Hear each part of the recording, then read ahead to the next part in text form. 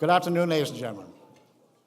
My name is Brian Stack, and as President of the Ireland US Council, it is a great pleasure to welcome each and every one of you to the 2018 annual St. Patrick's Day lunch. At the outset, I want to say that this, of course, is a festive time as we celebrate one of the most important days on our Irish-American calendar in this great city of New York. I am delighted that so many council members and distinguished guests from around the United States and across the sea could be with us here today. I know that many of you have traveled long distances to be with us, and I want to extend a special warm welcome to people who've traveled a great distance. Now, we all know St. Patrick's Day falls on the calendar near the end of the winter, so it's always nice to celebrate it as such, a rite of spring to celebrate our Irish-American heritage. And I know our many members and friends from Ireland who are with us here today will agree that this has been a nasty winter, particularly recently in Ireland. It's been a nasty winter. We want you to enjoy this festive occasion, so we have a splendid entertainment program lined up by our great friend of many years, John Kelly, who was the inspiration for the Irish Chamber Orchestra, which your council has supported on many occasions in the past. We look forward to hearing John's virtuoso violin a little later. We also have a great gift bag for you, which you can get as you leave with all sorts of goodies. And as usual, our plan today is to keep the podium proceedings moving right along. Right now, I'd like to take a couple of minutes before your lunch to mention a few items. As always, we're delighted to welcome a representative of the Irish government here today. Now, we'll hear from him a little later, but right now, can you please welcome the Minister for Equality, Immigration, Integration in the Government of Ireland, David Staunton.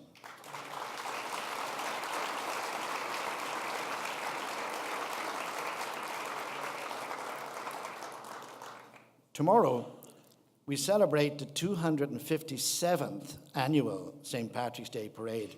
I thought I was at the first one. Obviously, I wasn't. Today, we are honored to have the chairman of the St. Patrick's Day Parade, the great Dr. John Leahy, is with us here today, ladies and gentlemen.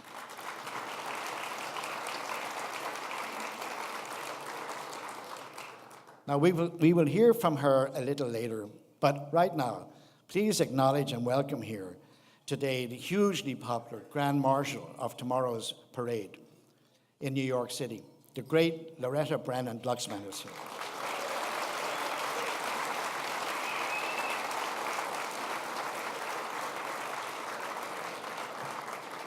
Now, I happen to know that he hates us mentioning his name, but we have to give a big shout out to John Naylan of 21st Century Fox, who's here and is a great supporter of the Ireland US Council.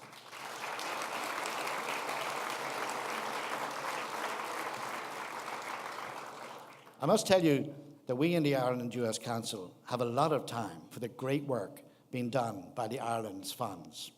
And with us today is the chairman of the Ireland Funds, John Fitzpatrick. So John is here today somewhere.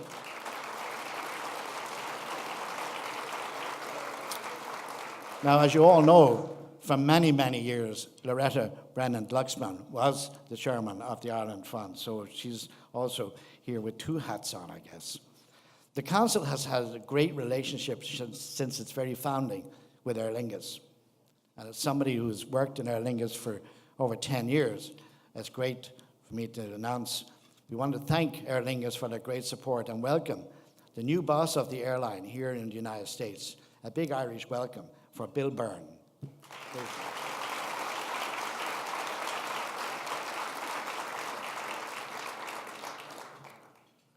We just had our 2018 winter meeting in Palm Beach, Florida, which was, as usual, a great success.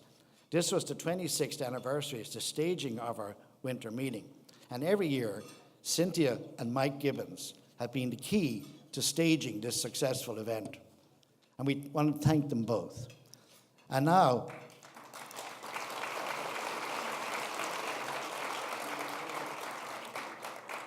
straight from the great city of Palm Beach, Florida, is the past president of the Ireland U.S. Council and the former Grand Marshal of the St. Patrick's Day Parade. I'd love to welcome here Mike Gibbons.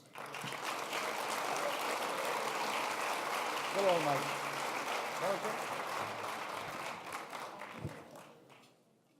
Thank you, Brian. And I want to thank Elizabeth Crable and all of the CIE people, because the CIE people have been huge supporters of the council for many, many years. And thank you again, Brian. While I'm at it, I also want to thank Colin Hunt of the AIB, because they are big supporters of today's luncheon. Thank you very much, all the AIB people.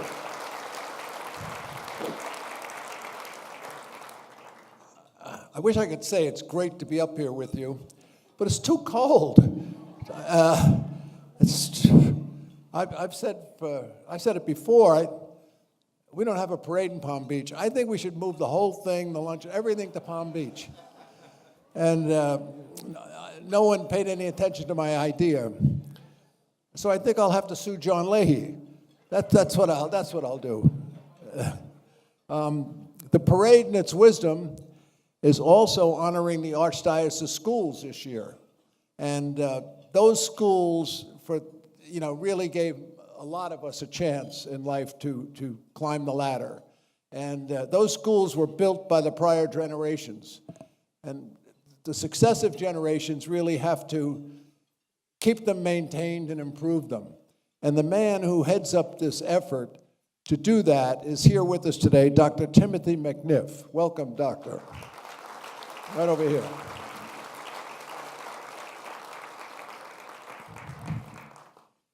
I also want to salute the parade committee for selecting this year's Grand Marshal. She is the granddaughter of 4 Irish immigrants, and she was raised in Allentown, Pennsylvania. She's done more for Ireland and Irish America than anybody I know. And so please join me in welcoming Loretta Brennan Glucksman to come up here.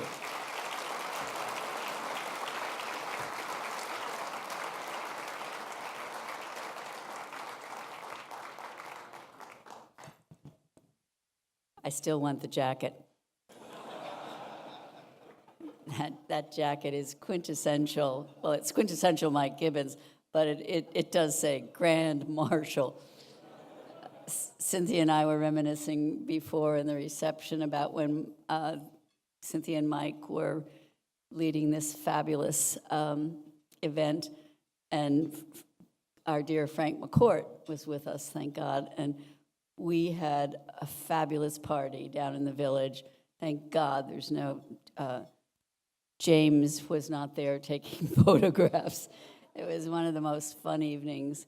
And Mike wrote me out a beautiful personal note after my nomination was announced, and that's on my desk. I read it every day. It's been a grand adventure for which I seriously and in a very deep personal gratitude thank John Leahy.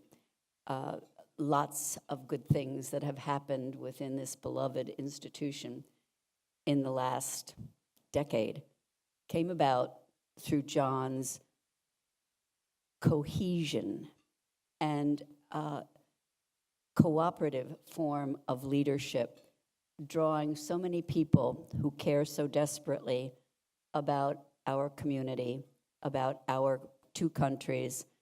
And there are always, we're Irish, for God's sake. We disagree with one another. But John has had a very, very prudent, pragmatic, charitable touch and has brought so many areas together. And we, our whole community, are the beneficiary. And I would like to recognize John for that masterful leadership. Thank you, John.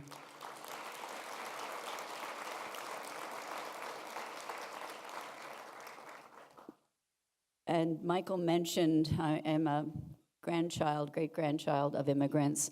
I bet most of us in this room are.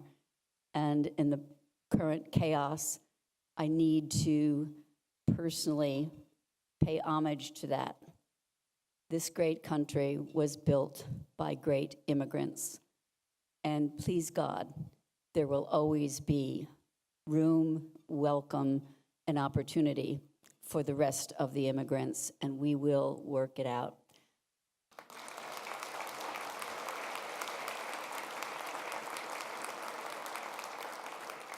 I won't see all of you tomorrow, but I will be cheered by your cheers. My mother always used to put the statue of the Saint Infant of Prague out on the windowsill to, if there was a wake or a wedding, to assure the good weather. Well, Mommy's not here anymore, but that statue is on my windowsill. So I think we're going to be blessed. It won't be good enough for Mike and Cynthia and all the Palm Beachers, but this, I think the sun will be out. It will be a great day for our glorious community. Thank you all for your cohesion, your generosity, and your great good humor. We are blessed people. Happy Patrick's Day.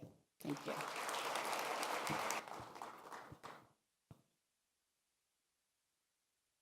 Thank you, Loretta. Now you can see why she was such a powerhouse in helping the Irish wherever she went. We have a minister with us. He's from County Cork, same place Paddy McCarthy's from.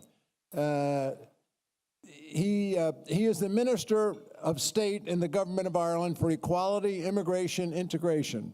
He was first elected to the Dáil Éireann in 1997 for the Cork East constituency and has been re-elected at every election since. He brings us greetings from Ireland, and he's representing the Irish government here today. So please welcome David Stanton, TD. David.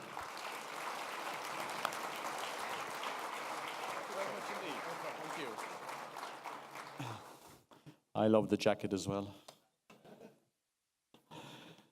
Ladies and gentlemen, I would like to thank Brian Stack, President of the Ireland-US Council, and all his colleagues on the board and the Council team for gathering us all together here on this eve of St. Patrick's Day 2018. I was at an event yesterday, and my father said, one of the priests there said, St. Patrick had a great PR man. I think he was right. This is a fantastic event. As I look around this room, it is so clear that here in New York, our National Day is a unique celebration of shared heritage, friendship, and connection with Ireland. Ireland's economic relations with the United States have never been stronger. 700 United States companies in Ireland employ 130,000 people in world-leading pharmaceuticals, technology, and services organizations. US companies have invested over $300 billion in Ireland since 1990. And the output from US companies in Ireland now exceeds $80 billion per year. These statistics are evidence of the success of the Council in its distinguished 50 years in building economic relations between Ireland and the United States. It is important to underline that this is a two-way relationship. Irish companies employ some 100,000 people on 2,000 locations across all 50 states. Our companies make substantive investments here. In 2015, the stock of Irish investment in the United States totaled $85.5 billion. This is remarkable for a country the size of Ireland. We are two strong open economies of vastly different scale, but still forming a real partnership. You should be very proud of the work, and I would ask that you continue to sustain that partnership. I would like to take this opportunity to touch on our economy, Northern Ireland and Brexit. There are challenges, but we are in a good place to deal with them. We have a strong and a growing economy.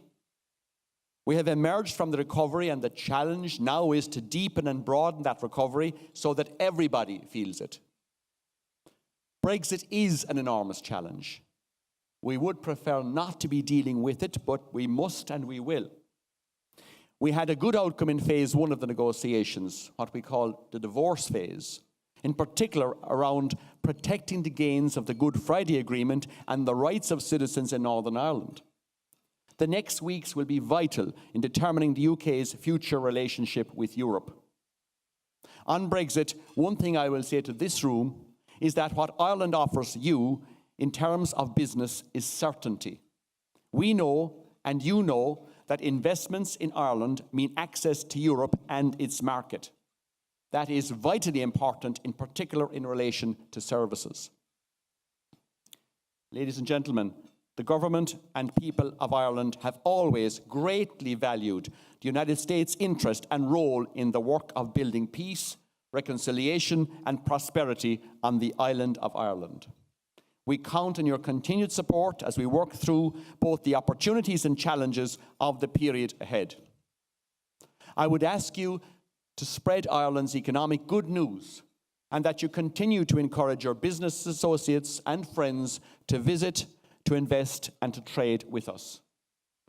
I have appreciated the opportunity to come to speak to you today to honour this year's Grand Marshal of the New York St. Patrick's Day Parade, the great and the lovely Loretta Brennan Glucksman.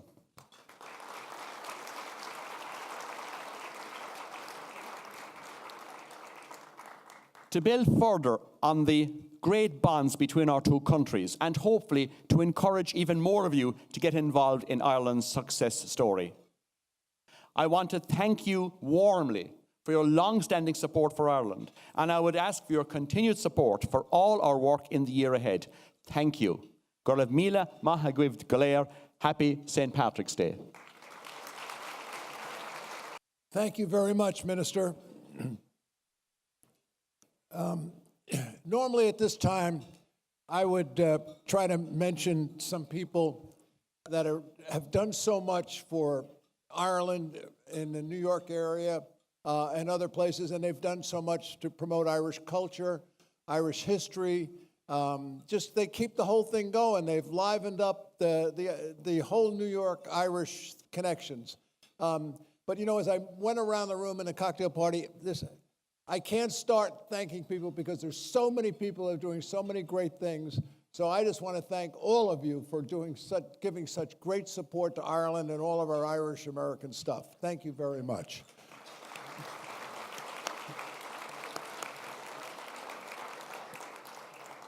And we have a number of ministers of Ireland here today, directly out from Ireland. And I want to welcome all of them.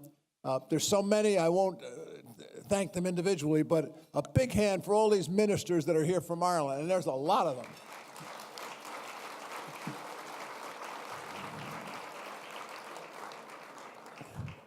Now, I will mention one lady. The Ireland U.S. Council is a membership group, and there's a wonderful lady here, Ruth Croak. She owns Crow Park in Dublin, and she is in charge of our membership. So anybody that's interested in the Ireland U.S. Council, they should see Ruth. Where's Ruth? Over here. Here's Ruth's over here. There she is. Thank you, Ruth. My name's Dennis Swanson, and I can happily say I'm the former president of the Ireland U.S. Council. We've turned everything over to Brian now, and he and David are doing a great job. It's my pleasure to welcome all of you here to our St. Patrick's Day luncheon and to perform a few of the podium duties. We're going to continue with the rest of our program now, but before I do that, a couple of quick things I want to mention. When you leave here today, you collect the Council goodie bag on your way out. You got to have one of these. That little white thing that was at the, that's, you can't get a bag without this. So make sure you didn't throw this away or give it to a waiter. Okay. A favorite item in that bag is provided by Tony Maloney's Meats and their super popular Irish breakfast products. Tony Maloney's is one of the fastest growing council companies, and we thank the company's chief executive, Bill Colbert, for his always generous support. Thank you, Bill.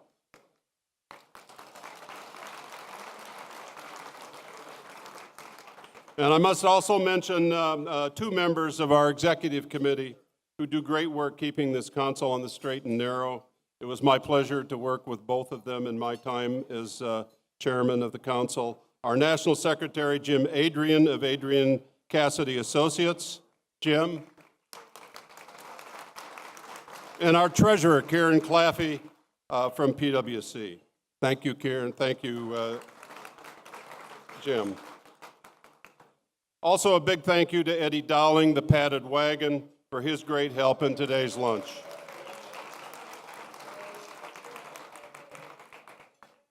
Last year, this council partnered with IBEC, Ireland's premier business representative organization, in staging, it was a very successful landmark business summit here in New York City. Today, we've invited the chief executive of IBEC, Danny McCoy, to join us and to bring us up to date on key business and economic issues in Ireland this year. Under Danny's dynamic management and inspired leadership, the Dublin-based IBEC has gone from strength to even more strength. He was named Chief Executive Officer in 2009, prior to which he served as Senior Economist at the Economic and Social Research Institute and at the Central Bank of Ireland. We are delighted to see him here again in New York and to welcome him back to this Ireland-U.S. Council podium. Please welcome Danny McCoy.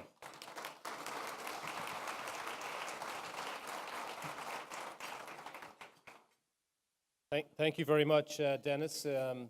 Ladies and gentlemen, it's a great pleasure to be here, having been here last year and seeing the wealth of experience and enthusiasm for the relationship between Ireland and the US. It was really a very easy thing to accept. Thank you, Brian, for the introduction, to Michael, and particularly to Loretta. And I think what a great honor it must be for somebody to be. What a great honor it must be for somebody to be the Grand Marshal, and a really worthy honoree.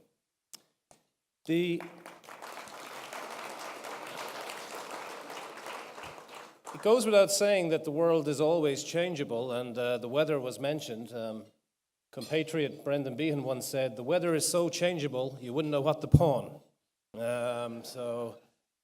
And that was the Irish story for quite a long time. We didn't have very much. We had a lot of intangibles, which were goodwill, and I think that goodwill still exists. But as the minister pointed out, Ireland is now a very wealthy country indeed.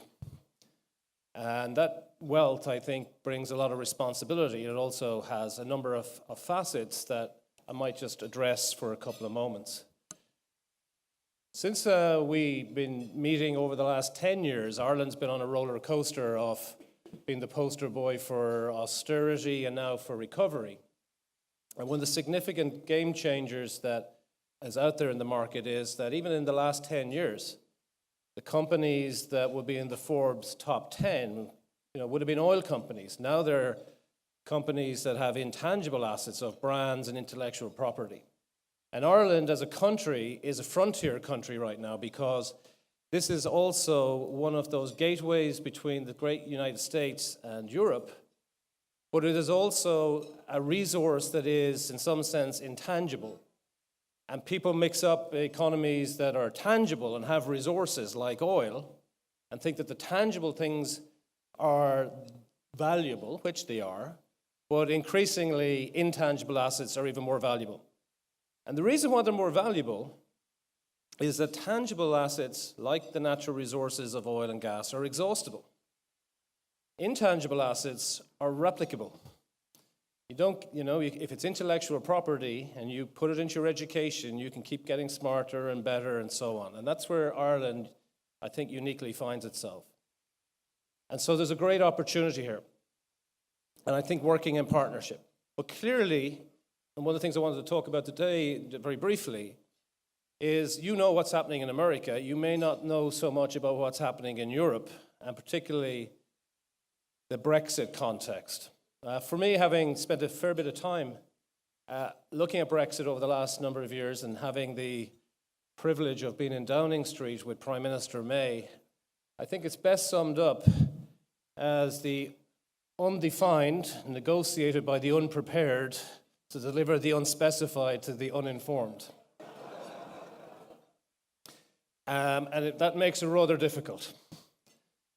But nonetheless, and I'm going to be heading back to see him tomorrow, my youngest son, born on St. Patrick's Day. He, on the morning of Brexit, he said, if Britain is leaving Europe, where are they going?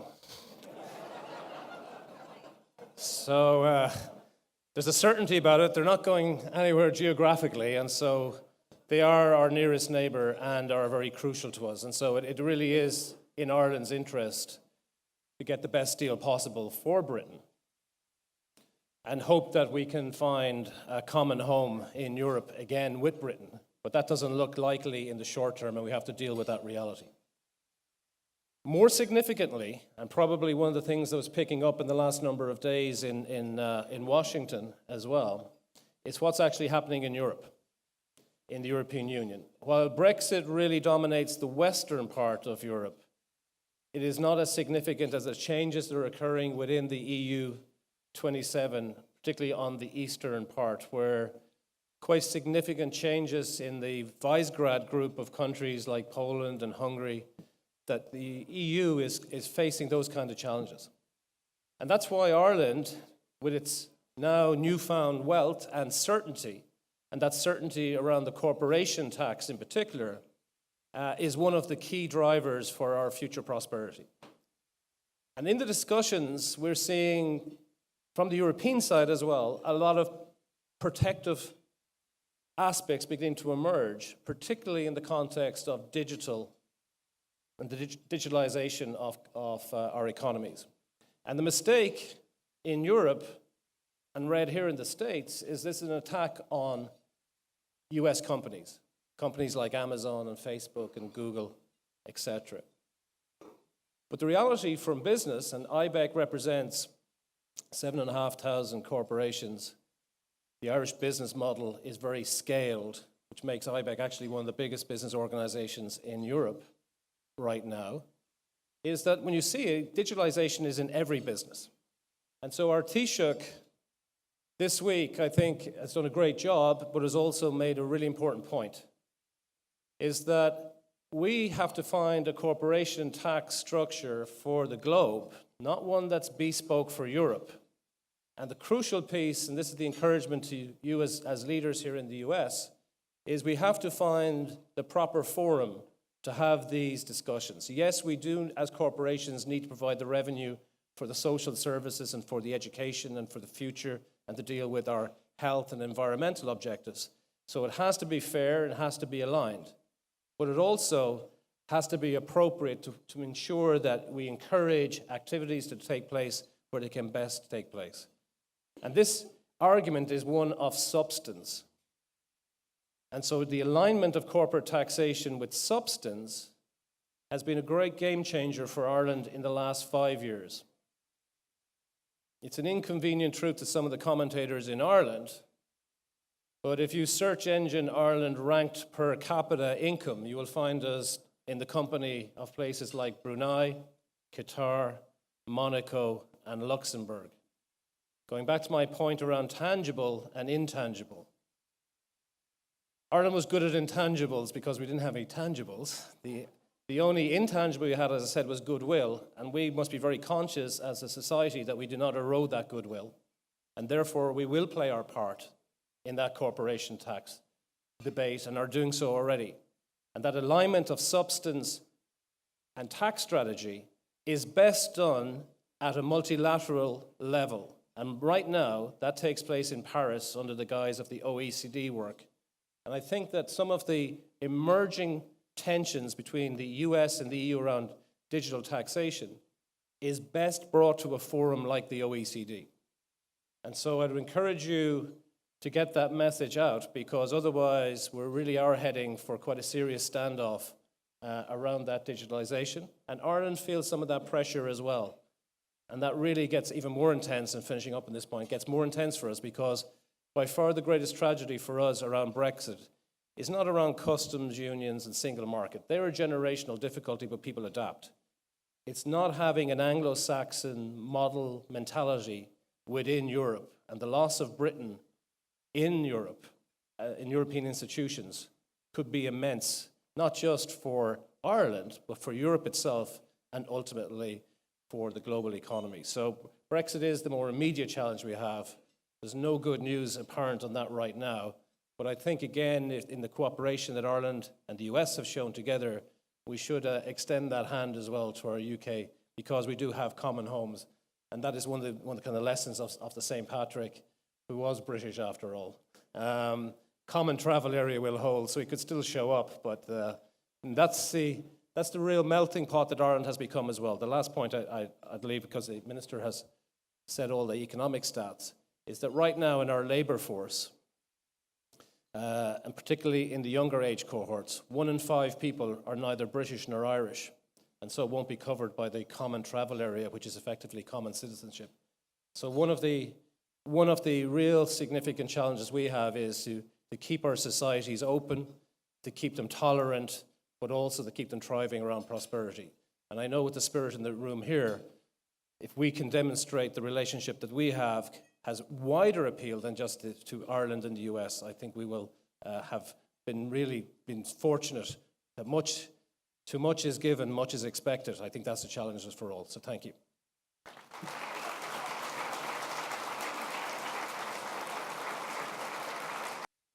Now we get to our special presentation of entertainment as part of this St. Patrick's season. We have a great friend of this council who, as a virtuoso violinist, founded the highly successful Irish Chamber Orchestra, and over a period of his 20-year tenure developed it into one of Ireland's leading cultural ambassadors. If I could just have your attention, please. The orchestra now has a purpose-built home on the grounds of the University of Limerick.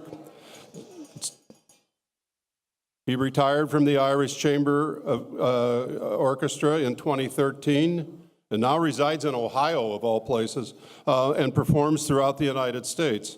We're delighted to welcome him here today. Ladies and gentlemen, John Kelly.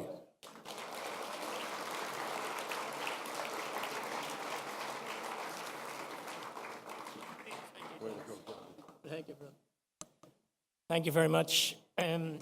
I'd like to acknowledge the Ireland-US Council and the support they gave to me as Executive Director of the Irish Chamber Orchestra over my tenure there, and in particular to David O'Sullivan, who is really one of your marvellous leaders here in this country. The first piece I'm going to play is by Turlough Coucil, and he's one of Ireland's most prolific composers. And if you think in music, you know, there are only 12 notes, and regardless of the genre of music, we all use those notes, and nobody is arguing. The British aren't arguing about it, or the Irish, or the US. And this is the first piece he ever wrote. It's called Shibeog Shimur.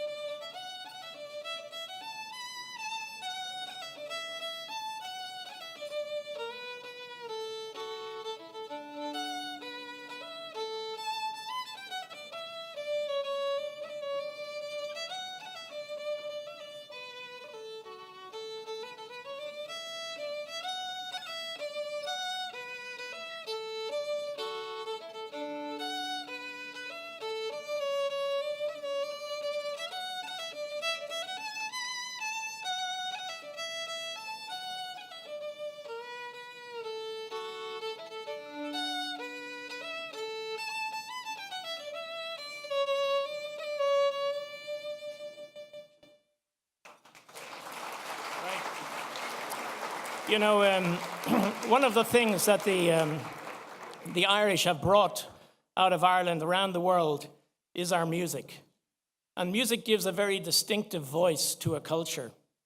And it's extraordinary to think that within the island of Ireland, we produce so many musicians. And we all recognize the value of music in society and to community. And it was great to hear Loretta talk about the importance of community. O'Carolan got his opportunity in life because the wife of the owner on the estate in which his father worked saw the curiosity of this 12-year-old boy. Now, not back in 1682, when he was 12, not every Irish child got a shot at education. But because of the generosity of this woman, she facilitated the child's development, and notwithstanding the fact that he went blind from smallpox some years later, she continued to encourage him, and his music now is performed throughout the world. Over 300 years later, he doesn't have a Twitter account or a Facebook page, but his music has integrity. So you can see how important in community it is. We all have opportunities to give and facilitate the development of others. So it's one of the great things that we're known for, our generosity. And of course, it's been mentioned earlier about the American Ireland Funds and the role that they have played in facilitating opportunities for so many. The second piece I'm going to play is called The Derriere. You all know this tune. Nobody's quite sure who composed it. Some say it was composed by the blind Irish harpist Daithí O'Cahan. He was from Derry. He lived 1570 to 1650. A remarkable musician.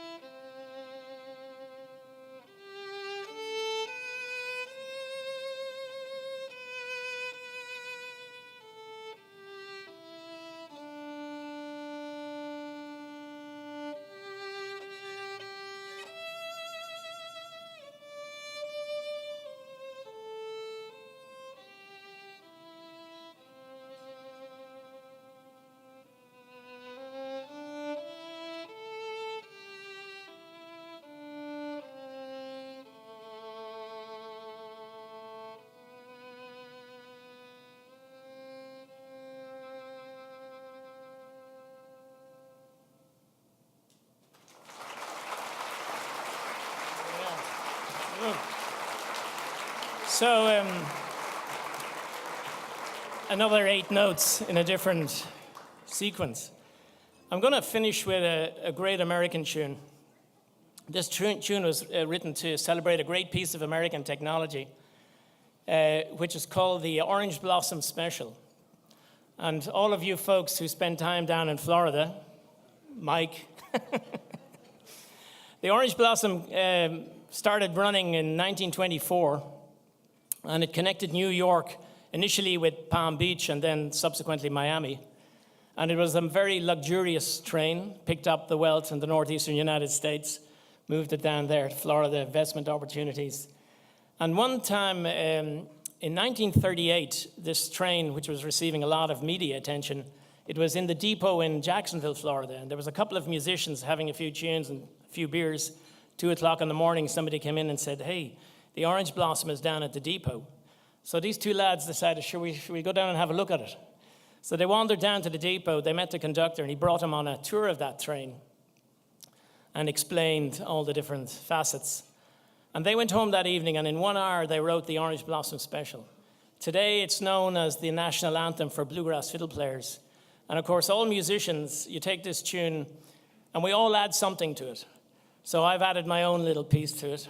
And it is an extraordinary piece which depicts the train and its potential.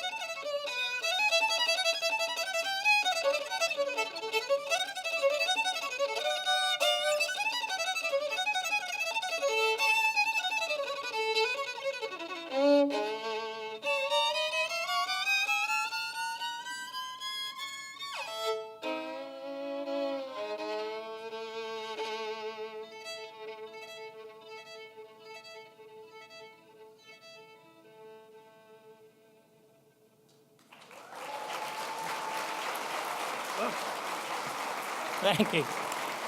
Thank you. Well, they say you don't have to go to the gym if you play the violin. Thank you.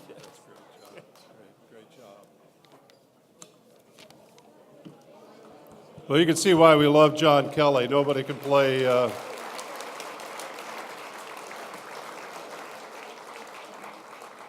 As I say, now makes his home. Maybe he lives in Dublin, Ohio. No, that's where Jack Nicklaus has his great golf courses in Dublin, Ohio. Anyhow, thank you, John. And now, before you leave, remember, you got to have this thing and get the bag. And when you get the bag, it's full of these wonderful Irish goodies.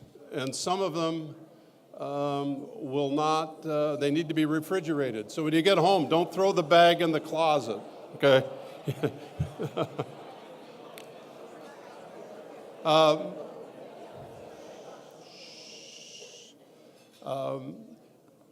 Good luck to Loretta at the parade tomorrow. A great job having her come here.